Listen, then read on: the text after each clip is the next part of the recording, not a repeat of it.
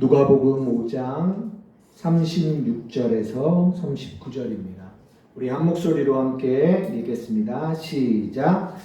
또 비유하여 이르시되 새 옷에서 한 조각을 찢어 낡은 옷에 붙이는 자가 없나니 만일 그렇게 하면 새 옷을 찢을 뿐이요 또 새 옷에서 찢은 조각이 낡은 것에 어울리지 아니하리라. 새 포도주를 낡은 가죽 부대에 넣는 자가 없나니 만일 그렇게 하면 새 포도주가 부대를 터뜨려 포도주가 쏟아지고 부대도 못쓰게 되리라. 새 포도주는 새 부대에 넣어야 할 것이니라. 묵은 포도주를 마시고 새 것을 원하는 자가 없나니 이는 묵은 것이 좋다 함이니라. 아멘. 네, 오늘은 새 술은 새 부대라는 제목으로 누가복음 5장을 나누도록 하겠습니다.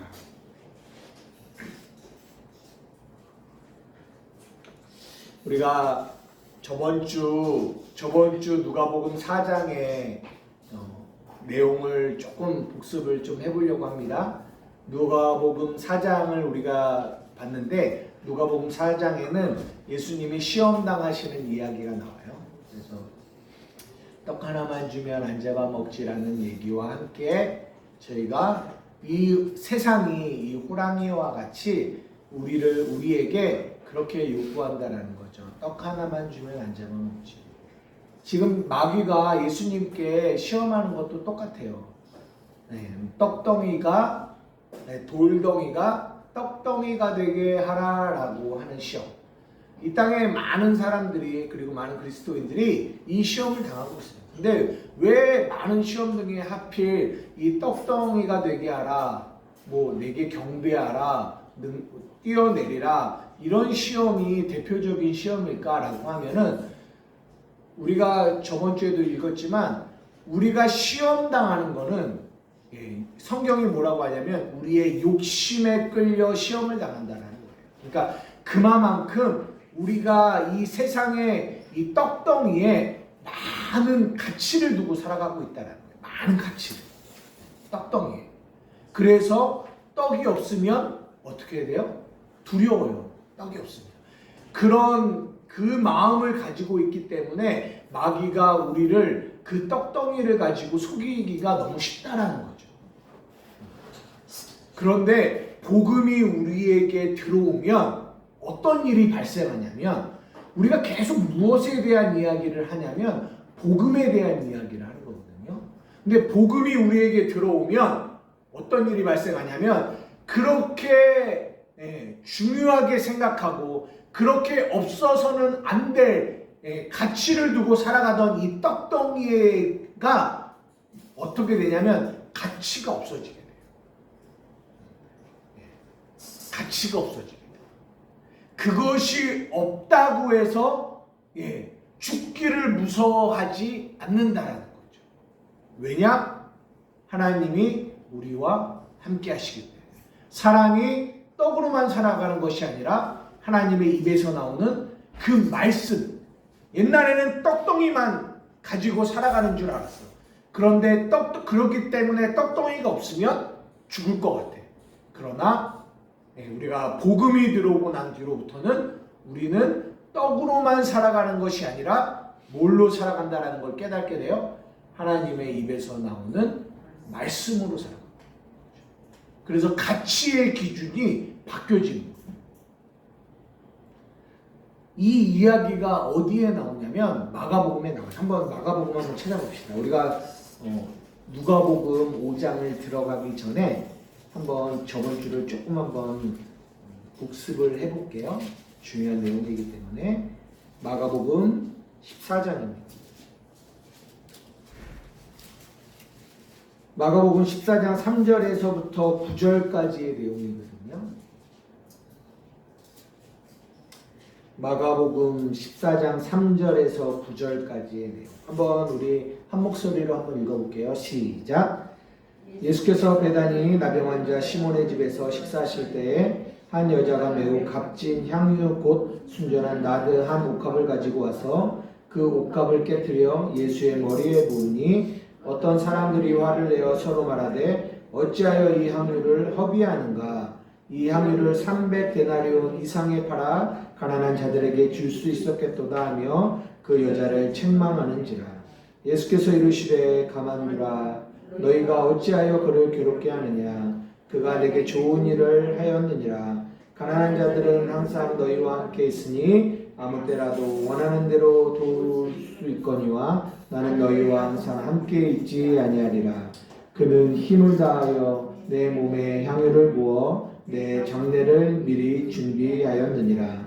내가 진실로 너희에게 이르노니 온 천하에 어디서든지 복음이 전파되는 곳에는 이 여자가 행한 일도 말하여 그를 기억하리라 하시니라. 저는 이 성경 구절을 읽으면서 굉장히 이렇게 주목하여 봤던 게 뭐냐면 9절이에요. 내가 진실로 너희에게 이른다. 온 천하에 어디든지 복음이 전파되어지는 곳에는 이 여자의 행한 일도 말하여 그를 기억할 거래요. 아니 그러니까 이게 다른 어느 성경 구절에도 예수님이 이런 말씀을 하시지 않았는데 이 여자가 행한 일이 얼마나 중요한 일이면 예수님이 온 천하에 복음이 전파되어질 때 이 여자가 행한 그 일도 증거되어진다는 거예요. 그러면 이 여자가 행한 일이 어떤 일일까요? 이 여자를 증거한다는 게 아니라 이 여자의 행한 이 일 안에 뭐가 담겨있냐면 복음의 중요한 핵심이 담겨있다는 얘기예요. 그래서 복음이 전파되어지는 곳에는 이 여자의 행한 이 일이 함께 복음 안에 이 여자의 이 행한 일이 담겨있다는 거죠. 그러면 이 여자가 행한 일이 도대체 어떤 일이기 때문에 이렇게 이런 말씀을 예수님이 하셨을까요? 우리가 한번 생각해 보자고요. 이 사건에 두 반응이 나와요. 그죠? 예수님이 이제는 십자가를 지시기가 얼마 남지 않은 시점이에요. 이 마가복음 14장은. 그런데 이 여인이 이 향유 옥합을 부어요. 굉장히 귀한 옥합입니다. 굉장히 귀해요. 값이 어마어마하게 비싸요.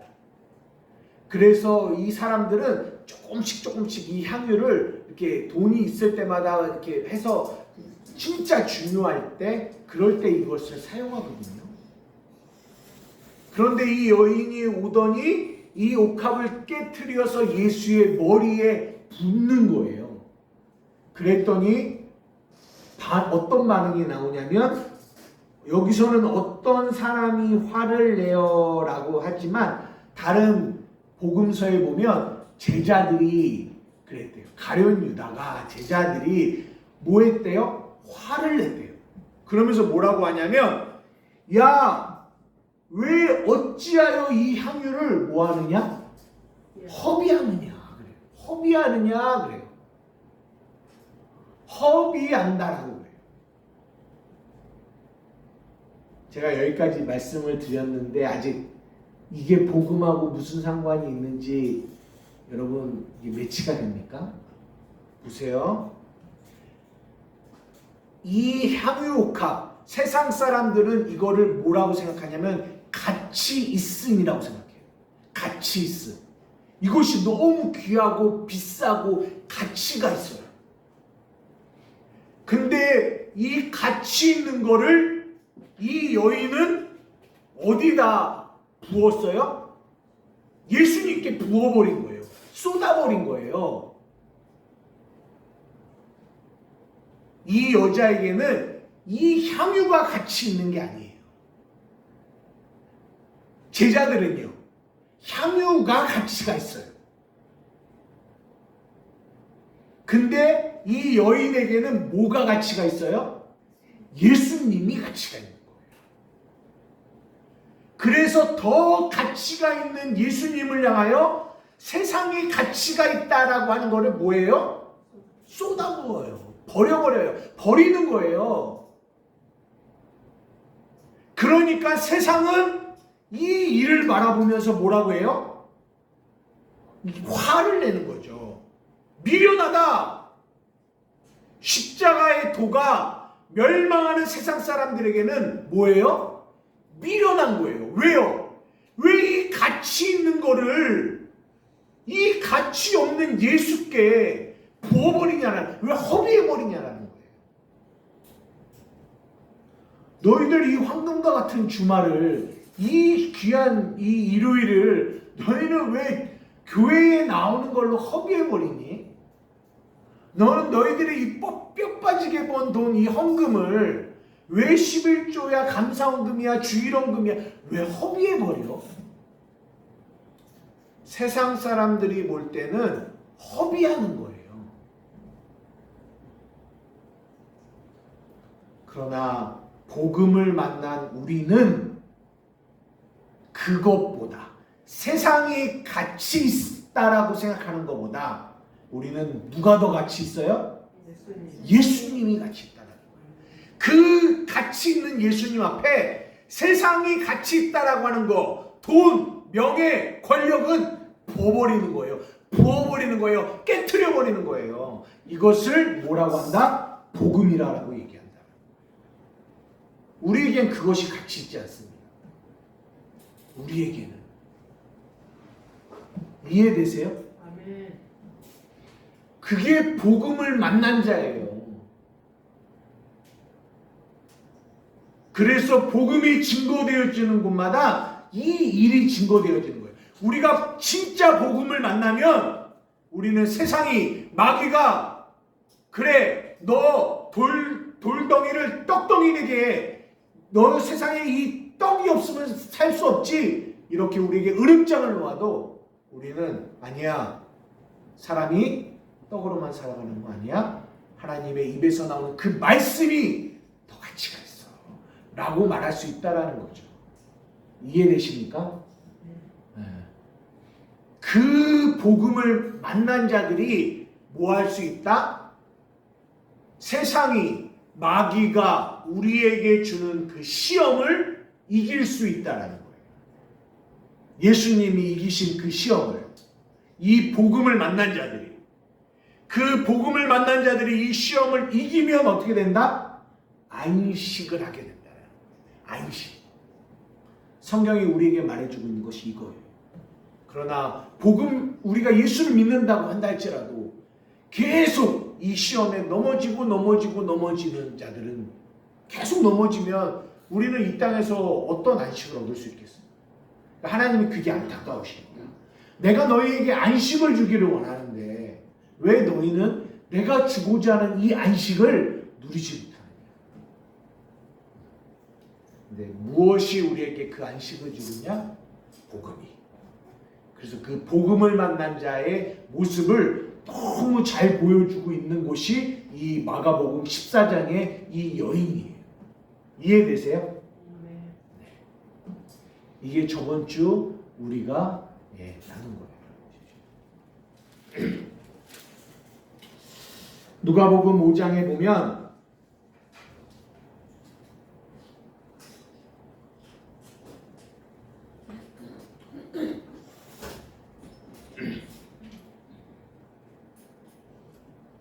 누가복음 5장에 보면 먼저 그것 좀 띄워주군요.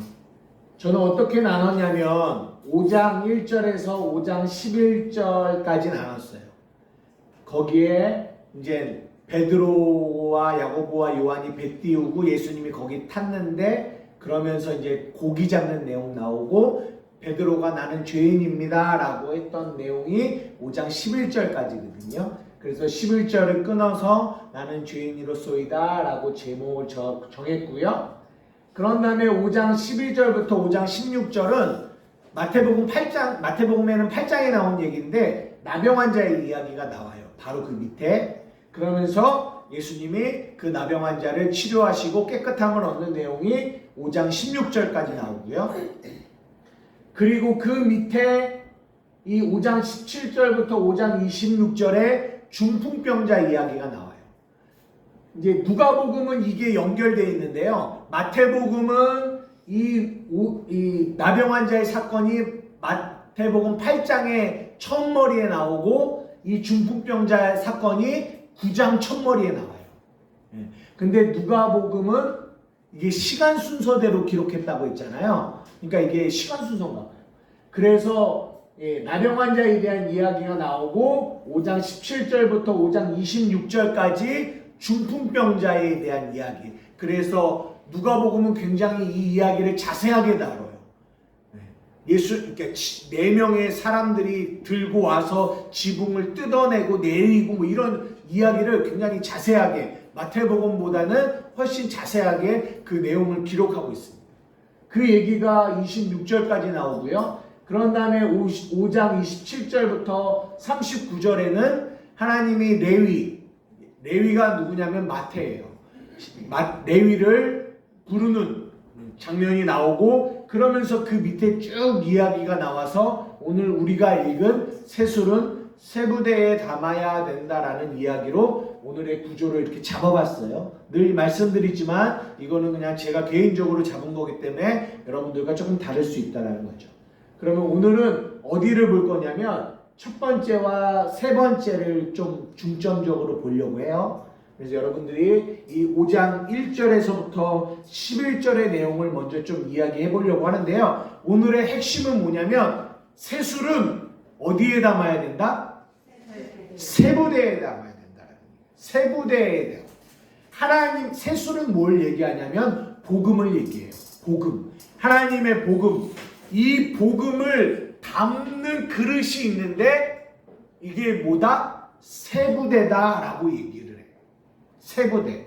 그러면 이 세부대는 도대체 어떤 부대를 말하고 있는 것일까라는 얘기를 우리가 5장 이 첫 번째와 이 세 번째의 내용을 가지고, 물론 두 번째와 마지막에도 그것을 잡아낼 수 있지만 시간상 다 할 수는 없기 때문에 첫 번째와 세 번째를 끄집어내서 세 부대가 도대체 어떤 부대인가라는 것을 우리가 나눠보려고 합니다. 아시겠죠? 네. 근데 이 세 부대가 어떤 부대인지를 4장, 우리 바로 전장에도 이미 우리에게 얘기해주고 있어요. 한번 찾아봅시다. 누가복음 4장 18절이에요. 19절까지 우리 한 목소리로 함께 읽어보겠습니다. 시작. 예수께서 시작. 주의 성령이 내게 임하셨으니 이는 가난한 자에게 복음을 전하게 하시려고 내게 기름을 부으시고 나를 보내사 포로된 자에게 자유를, 눈먼 자에게 다시 보게 함을 전파하며 눌린 자를 자유롭게 하고 주의 은혜의 해를 전파하게 하려 하였더라. 아멘. 여러분, 여기서 세 부대는 어떤 부대인지를 말해주고 있는데 어떤 부대라고 생각하세요? 그렇죠. 가난한 자. 주의 성령이 내게 임하셨는데 이는 누구에게 복음이 증거되어지냐면 가난한 자에게 복음이 증거되어진다라고 이미 4장에 이야기를 하고 있어요. 그러면서 5장으로 넘어와서 그 가난한 자들이 어떤 자들인지를 성경은 이야기해 주고 있는 거예요. 그렇게 4장과 5장이 연결되어져요. 그래서 5장의 그 가난한 자들이 누구다? 세 부대다라고 결론을 짓는 거예요. 그러면 한번 들어가 봅시다. 5장. 예수께서 배에 올랐는데 그 배에는 시몬의 배입니다. 육지에서 조금 떼기를 청하시면서 무리를 가르치세요. 그리고 말씀을 마치셨는데 시몬에게 뭐라고 하냐면, 얘야 깊은 데로 가서 그물을 내려 고기 좀 잡아라 라고 했더니 시몬이 뭐라고 하냐면, 선생님 우리가 밤이 새도록 수고하였으되 잡은 것이 없지만 말씀에 의지하여 내가 그물을 내리겠습니다 라고 해서 그물을 내린 거죠. 그랬더니 어떻게 됐어요? 잡은 것이 힘이 많아 그물이 찢어지게 되니까 그 옆에 있던 배, 야고보와 요한의 배도 불러서 그 고기를 다 이렇게 걷었어요. 그랬더니 8절에 시몬 베드로가 갑자기 예수님께 무릎을 딱 꿇더니 뭐라고 얘기하냐면, 예수님 나는 죄인입니다. 나를 떠나소서 라고 얘기를 해요. 그러더니 예수님이 뭐라고 하냐면 무서워하지 마. 이제 후로는 내가 사람을 낳는 어부가 되게 할 거야 라고 얘기하고 그들이 배를 육지에 대고 모든 것을 버려두고 뭘 따랐어요? 예수를 따랐다라고 하는 내용이 우리가 읽은 1절부터 11절의 내용이에요. 그럼 한번 물어봅시다. 왜 갑자기 뜬금없이 베드로가 막 고기를 엄청 많이 잡았는데 갑자기 베드로가 뜬금없이 예수님께 나는 죄인입니다 라고 고백을 했을까요? 결론부터 말씀드리면 지금 세 부대는 어떤 부대가 세 부대냐라고 할 때 결론부터 말씀드리냐면 내가 죄인임을 깨닫는 자들이 세 부대예요. 내가 죄인임을 깨닫는 자들. 왜 그런 줄 아세요? 한 장 넘겨서 31절과 32절을 보십시오. 31절과 32절 누가복음 5장 시작. 예수께서 대답하여 이르시되 건강한 자에게는 의사가 쓸데없고 병든 자에게라야 쓸데있나니 내가 의인을 부르러 온 것이 아니요 죄인을 불러 회개시키러 왔다라고 얘기합니다. 누가 세부되냐? 자기가 죄인임을 깨닫는 자. 왜? 자기가 죄인임을 깨닫는 자만이 누가 필요해요? 예수가 필요하다는 거예요. 자기가 죄인임을 깨닫지 못하는 자는 절대로 예수님을 뭐하지 않아요? 찾지 않아요. 이 땅에 많은 사람들이 있지만 많은 사람들이 왜 예수께로 나오지 않습니까? 자기가 죄인임을 깨닫지 못해요. 그러니까 자기가 죄인임을 깨닫지 못한다라는 것은 그 앞에 말한 것처럼 자기가 병이 들어야 누가 필요해요? 의사가 필요한 거예요. 고치려고 살려고. 그러는 것처럼 우리가 주 앞에 나오게 된 이유가 뭐예요? 내가 죄인임을 깨달았기 때문에. 근데 예수는 어떤 분이에요? 우리를 죄에서 구원하시는 분이라는 거죠. 그래서 누가 세부되냐? 자기가 죄인임을 깨닫는 자가 세부되라는 거예요. 그 자가 예수님이 필요하다라고 하고 예수께로 나올 수 있게 된다는 거죠. 이해되십니까? 근데 무엇이 죄인 것을 여기서 또 말해주고 있어요. 성경은 계속해서 죄가 뭔지를 우리에게 말해주고 있거든요. 말씀 의지하여서 그물을 던지기 전에는 자기가 스스로 자기가 자기 뜻대로 이렇게 했잖아요. 그렇죠. 네. 그런데 그렇게 했을 때에 자기의 그 현실과 경험과 그 의지해서 그 그물을 던져서 이제 얻었을 때 그것을 보면서 그 주님의 그 가치를 느끼고 자기가 죄인임을 깨달은 것입니다. 그렇죠. 답은 어디에 있냐? 5절에 있습니다. 5절 다시 한번 읽어볼게요. 5절 시작. 시몬이 대답하여 이르되 선생님 우리들이 밤을 새도록 수고하였으되 잡은 것이 없지만은 말씀에 의지하여 내가 그물을 내리리이다 하고. 보십시오. 우리들이 밤을 새도록 수고했대요. 밤이 새도록 수고했대요. 이 베드로, 안드레, 야고보, 요한은요 어부예요. 그리고 지금 이 갈릴리 호수는요 이들의 주 무대예요. 베드로와 야고보와 안드레와 이 어부들은요 어렸을 때부터 이 어부의 일을 하던 사람이에요. 갈릴리 바다에 어느 곳에 고기가 많고 어디가 적구를 빠삭하게 알고 있는 사람들이에요. 그런데 성경이 뭐라고 얘기하냐면 이들이 밤을 새도록 뭐했다? 수고했다라고 얘기해요. 수고했다. 근데 어떻게 돼요? 잡은 것이 없다라는 거예요. 잡은 것이 없다. 여기서 무엇이 죄다? 아까 말씀하신 것처럼 내 힘으로, 내 지식으로, 내 열심으로 밤을 새워 열심히 뭐한 거? 수고한 거. 이것을 성경은 뭐라고 한다?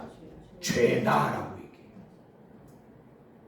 이거를 구약의 전도서에는 뭐라고 얘기하냐면 헛되다, 헛되다, 헛되다, 모든 것이 헛되다, 너희들의 수고와 너희들의 열심이 헛되다라고 얘기해요. 한번 찾아봅시다. 전도서. 잠언 전도서. 전도서는 2장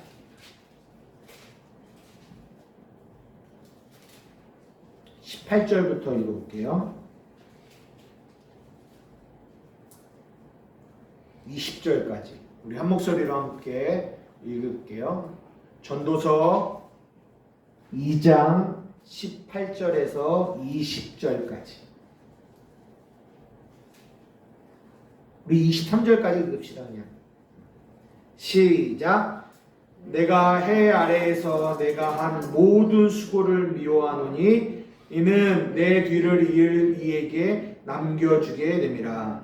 그 사람이 지혜자일지 우매자일지야 누가 알랴마는 내가 해 아래에서 내 지혜를 다하여 수고한 모든 결과를 그가 다 관리하리니 이것도 헛되도다. 이러므로 내가 해 아래에서 한 모든 수고에 대하여 내가 내 마음에 실망하였도다. 어떤 사람은 그 지혜와 지식과 재주를 다하여 수고하였어도 그가 얻은 것을 수고하지 아니한 자에게 그의 몫으로 넘겨주리니 이것도 헛된 것이며 큰 악이로다. 사람이 해 아래에서 행하는 모든 수고와 마음에 애쓰는 것이 무슨 소득이 있으랴. 일평생에 근심하며 수고하는 것이 슬픔뿐이라. 그의 마음이 밤에도 쉬지 못하나니 이것도 헛되다.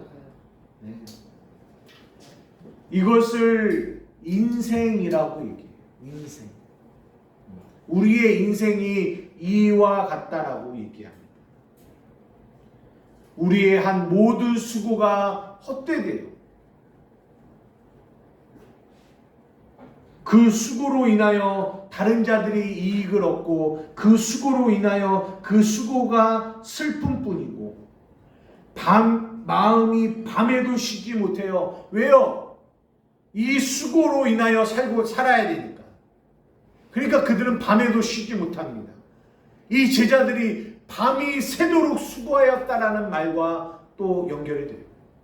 그러나 문제는 뭐예요? 헛되다라는 거예요. 헛되다. 다시 누가복음 5장으로 돌아옵니다. 시몬이 대답하여 이르되 선생님 우리들이 밤이 새도록 수고하였어요. 근데 문제는 뭐냐? 저번 주의 내용과 동일해요. 세상이 호랑이가 떡 하나만 주면 안 잡아먹지라고 해서 우리는 세상에게 그 떡을 매일 바쳐요. 근데 결과가 뭐예요? 호랑이가 우리를 잡아먹는다라는 거예요. 동일합니다. 우리가 밤을 새도록 수고해요. 그런데 결과가 뭐예요? 잡은 것이 없다라는 거예요. 여기서 잡은 것이 없다라는 거는 nothing을 의미해요. nothing. 아무것도 없다라는 거예요. 아무것도. 우리가 우리의 힘으로 아무리 수고하고 아무리 노력해도 우리의 안에 잡은 게 없다라는 거예요. 내가 열심히 노력했는데 돈을 못 버냐? 이런 얘기하는 거 아니에요. 내가 열심히 수고해서 돈을 버는데 이게 잡은 게 없다라는 거를 그냥 뭐 열심히 노력하고 고생해서 세상에서 돈을 많이 벌었다, 뭐를 얻었다, 이것이 아무것도 없는 거야? 열심히 내가 노력하고 수고했는데 하나님이 벌 줘서 나 그지 된 거야? 이런 얘기하는 거 아니라고요. 자꾸만 육적인 걸로 여러분 성경을 해석하시면 안 돼요. 우리가 아무리 세상에서 수고했지만 잡은 게 없다라는 것은 여러분들의 마음이 절대로 그것에 의하여 여러분의 마음들이 채워지지 않고 여러분들의 마음은 날마다 뭐예요? 낫디 아무것도 없어지는 거예요. 여러분의 세상의 어떤 걸로 여러분들의 수고로 얻은 그 어떤 것들도 여러분들의 마음을 뭐 할 수 없다? 채울 수 없다라는 얘기를 하고 있는 거예요. 채울 수 없어요. 그래서 잡은 게 없는 거예요. 어떤 것도 영적인 것을 진짜 생명 있는 것을 여러분들은 아무것도 잡을 것이 없어요. 돈은 잡았다 할지라도, 명예는 잡았다 할지라도, 권력은 잡았다 할지라도 여러분들은 정말 참된 생명은, 참된 만족은, 참된 안식은, 참된 기쁨은 아무것도 하나도 여러분들은 잡을 수 없다는 거예요. 그런데 뭐 했다고요? 말씀에 의지하여 그물을 내렸더니 잡았더라. 이 얘기를 하고 있는 거예요. 이 얘기를. 너무 이거를 세상적으로 해석하시면 안 돼요. 내가 열심히 노력했는데 돈 못 벌고 찌질하게 살았는데 말씀에 의지해서 열심히 교회 다니고 헌금 많이 내서 하나님이 나 복 줘서 이제는 깊은데 하나님이 찍어준 그 깊은 데를 하나님 앞에 계시받아 갖고 좋은 주식을 꿈속에 나가고 뭐 이런 걸로 해서 돈 많이 벌었다, 이렇게 여러분 성경을 너무 이렇게 세상적으로 해석하시면 안 된다는 거예요. 성경은 그런 얘기하고 있지 않습니다. 성경은 구원에 대한 이야기를 하고 있는 거예요.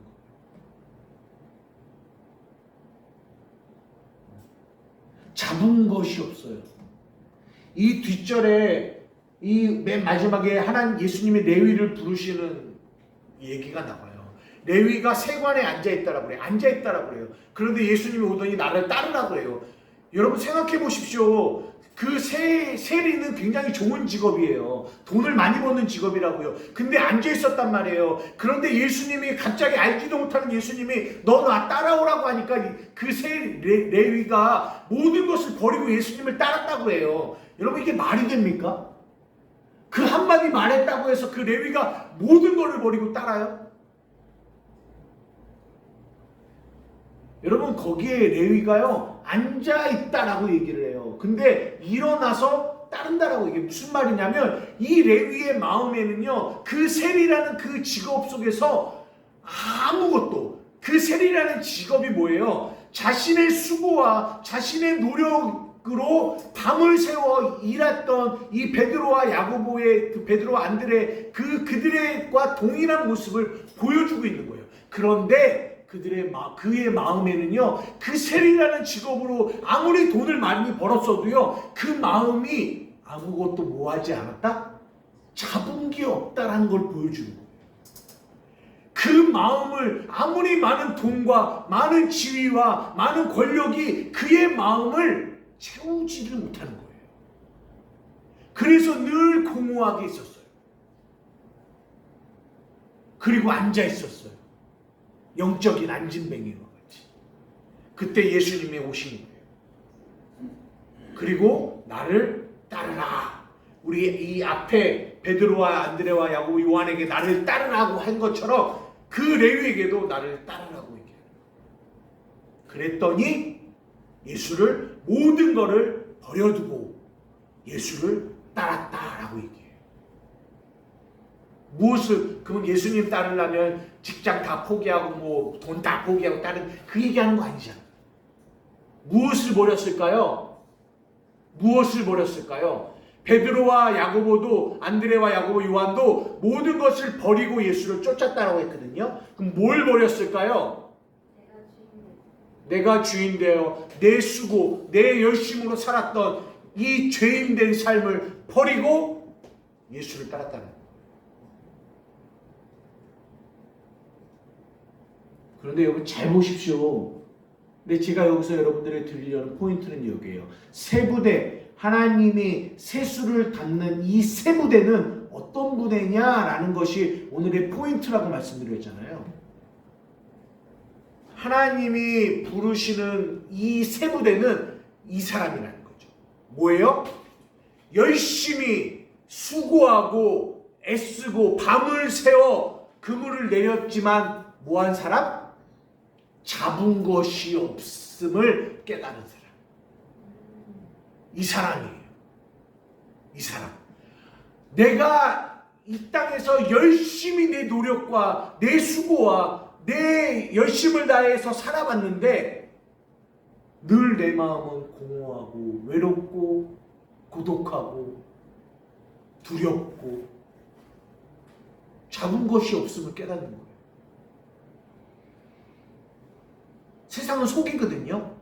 돈을 내 수고와 내 열심과 내 노력에 의해서 돈이 많이 모아지면은 내가 뭔가를 가지고 있는 것처럼 나를 속여요. 권력이 있으면 그 권력으로 내가 뭔가를 가진 것처럼 속여요. 근데 실상은 뭐예요? 아무것도 가진 게 없단 말이에요. 여러분 왜 돈 많은 사람이 자살합니까? 돈이 있으면 행복하면? 그렇지 않단 말이죠. 그것을 깨달은 사람. 나의 수고와 나의 열심으로는 아무것도 잡을 게 없구나. 이것을 깨닫는 사람이 이것을 깨달아야지만 뭘 의지하여 그물을 내릴 수 있다? 그 사람만 말씀을 의지하여 그물을 내릴 수 있다. 잡은 게 없어야. 이것이 마태복음 5장이 말하는 심령이 가난한 자다라고 얘기하고 있는 거예요. 심령이 가난해야 천국이 저희 것이라는 거예요. 잡은 것이 없음을 경험하고 깨닫지 못하면 그 사람은 절대로 말씀을 의지하지 않아요. 예수를 필요로 하지 않아요. 여러분 깨달아지세요? 그래서 가난한 자라고 하는 거예요. 가난한 자. 잡은 것이 없어야지. 그래서 복음이 가난한 자에게 전달되어지는 거예요. 가진 자, 부자들, 아직도 내 수고와 내 열심으로 살아가는데 내가 가진 것이 있다라고 생각하는 이 부자들은 그들은 절대로 예수를 따르지 않아요. 그래서 하나님은 이 세수를, 이 복음의 세수를 담을 세무대들을 어떻게 만드시냐면 그 세상의 수고와 열심 속에서 잡은 것이 없는 자로 만드세요. 심령을 가난하게 만드세요. 가난한 자가 되게 하세요.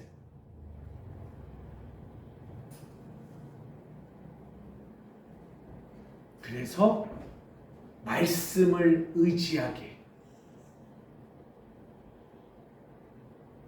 건강한 자에게는 의원이 있을 데 없고 병든 자에게 필요한 것처럼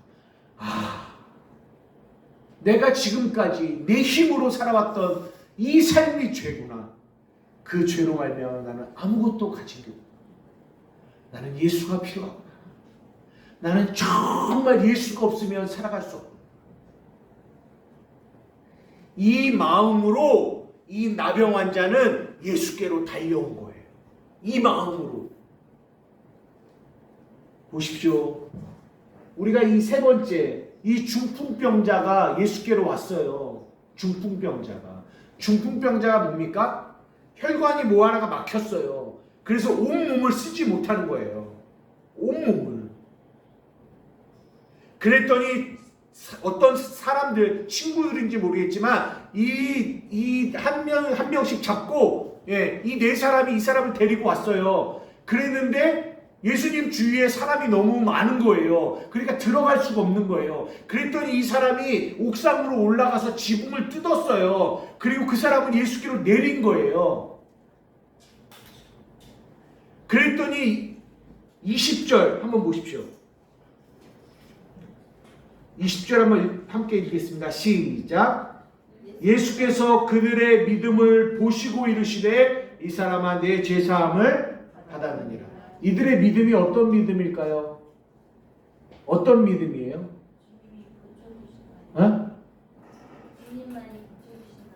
그렇죠. 이 믿음이에요.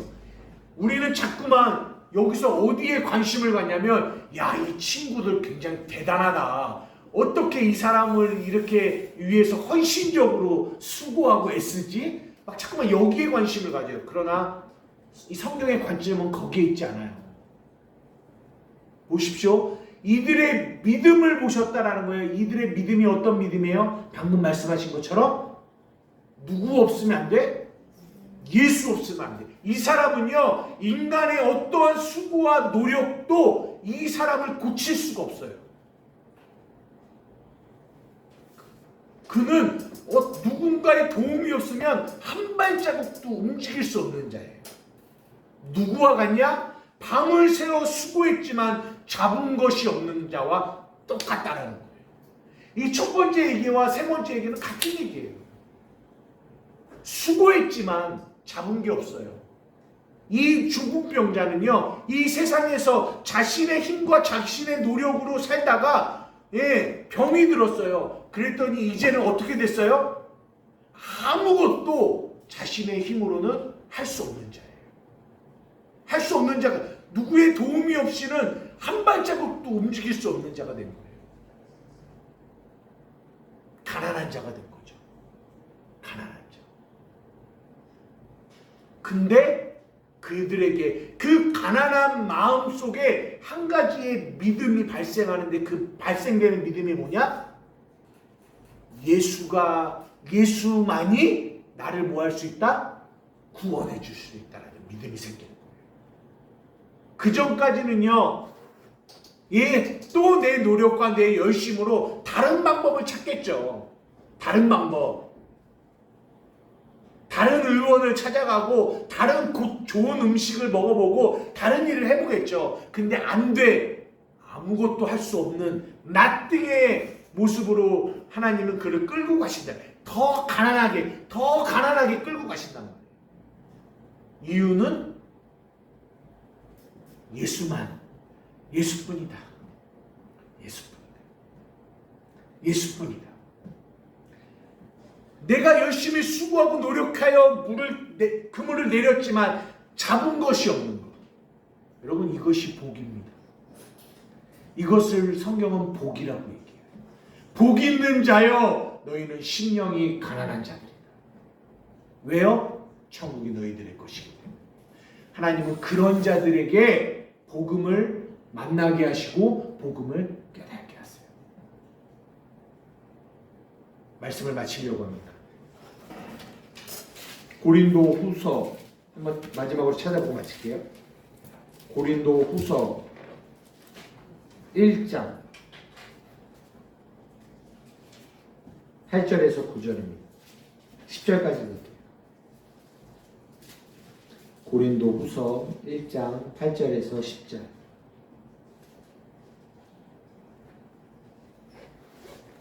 고린도 후서 1장 8절에서 10절입니다. 찾으셨으면 같이 읽겠습니다. 시작. 형제들아, 우리가 아시아에서 당한 환난을 너희가 모르기를 원하지 아니하노니 힘에 겹도록 심한 고난을 당하여 살 소망까지 끊어지고 우리는 우리 자신이 사형 선고를 받은 줄 알았으니 이는 우리로 자기를 의지하지 말고 오직 죽은 자를 다시 살리시는 하나님만 의지하게 하심이라. 아멘. 보십시오. 우리의 삶에 하나님은 우리를 가난하게 하세요. 가난하게 하세요. 여기도 바울 사도가 힘에 겹도록 심한 고난을 당하며 살 소망까지 끊어지게 만들었대요. 가난하게 이끄시는 거예요. 가난하게. 근데 이유가 나와요. 왜 그러시는 거예요? 하나님, 우리 자녀들을 왜 이렇게 가난한 가운데로 우리를 끌고 가시는 거예요? 왜 막다른 골목까지 우리를 끌고 가시는 거예요? 이유가 뭐라고요? 이는 우리로 자기를 의지하지 말고 오직 죽은 자를 다시 살리시는 하나님만 의지하게 하려 하십니다. 이게 결론이에요. 하나님만 의지하게 하려 하십니다.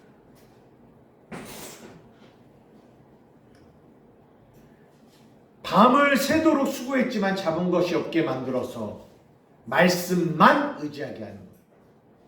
나병한 자가 예수님만 나를 치료했다 할 수 있는 분이라고 생각해서 목숨을 걸고, 그 수많은 사람들이 있지만 목숨을 걸고 그 나병한 자가 예수께로 뛰어가는 거예요. 이 중풍병자가 예수님만이 나를 고치실 수 있다라는 이 마음에 이 네 사람의 그 마음이 하나가 되어 예수께로 오는 거예요. 예수님만이 나의 치료자라고. 만. 이게 중요한 거예요. 만.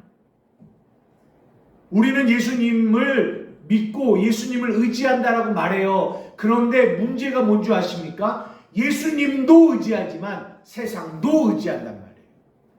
두 마음이죠. 두 마음이에요. 그래서 이 두 마음 가운데 항상 염려와 근심과 두려움은 우리의 마음을 장악해요. 그래서 하나님 우리의 마음에 안식을 얻지 못하게 만든다는 거죠. 그러나 복음은 한 마음 되게 합니다. 우리 교회가 무슨 교회예요? 한마음 교회예요. 한마음.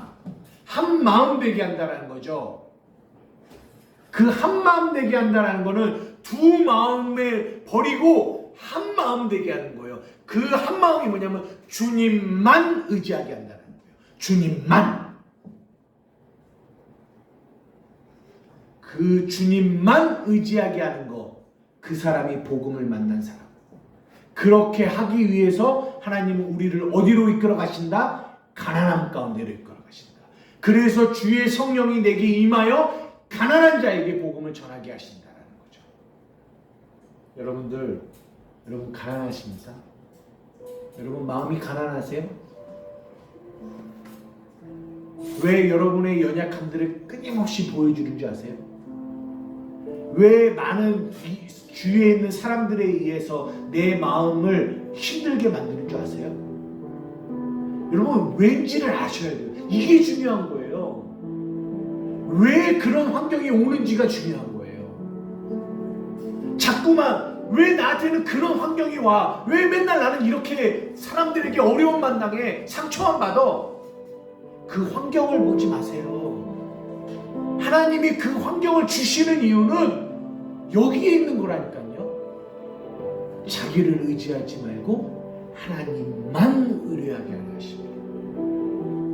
새 부대 만들고 싶으신 거예요. 새 부대. 왜요? 세수를 담으려.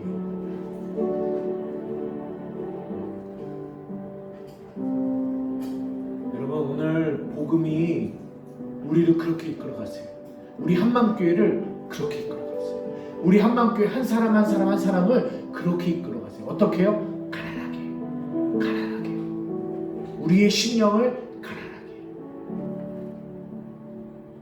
그런데 여러분 두려워하지 마시라는 거예요. 하나님이 목적이 있어서 그렇게 하신다는 거예요. 하나님만 의지하게 하려 하십니다. 찬양곡 부를 건데요. 나 약해 있을 때에도 주님이 함께 계시고 나 소망 잃을 때에도 주님은 내게 오시네. 나 시험 당할 때에도 주님이 지켜주시고 나 실망 당할 때에도 주님이 위로하시네. 주님만이 내 힘이시며 주님만이 나를 도우시네. 오 나의 주님 내 아버지여, 오 나의 주님 내 사랑이요. 미안합니다. 아버지, 우리는 새 부대입니다. 우리는 마음이 가난한 자들입니다. 그렇게 우리를 그 가난한 가운데로 이끌어가 밤새 수고하여 잡은 것이 없지만 말씀을 의지하여 그물을 내려 많은 것을 얻는 그런 복 있는 자가 되게 하심에 감사하고 또 감사합니다. 이 가난함을 통하여 우리 사랑하는 한마음교회 성도들이 복음을 만나는 은혜가 있게 하여 주시옵소서. 감사하며 귀한 예물도 주님의 손에 올려드립니다. 하나님 축복하여 주시고 날마다 이 성금을 드릴 때마다 하나님 우리의 심령을 가난하고 더욱 가난하여 예수가 없으면 살아갈 수 없는 자들로 하나님 만들어 주시옵소서. 감사하며 예수님의 이름으로 기도드리옵나이다. 아멘.